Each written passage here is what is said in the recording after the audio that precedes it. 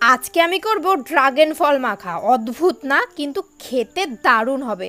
Dragon ফল এমনি আমি যেবার খেয়েছিলাম আমার খুব একটা ভালো লাগেনি। মিষ্টি না, টক না, কোনো স্বাদ নেই, একদম স্বাদহীন একটা ফল লেগেছিল। আমি সাদা এবং লাল দুটোই কিন্তু ট্রাই করেছিলাম, তো দুটোই এরকমই লেগেছিল। তো আমি এবার ভাবলাম যেহেতু আমি মাখা ভিডিও এত করি, তো ড্রাগন ফলটাকেও একটু মাখা যাক।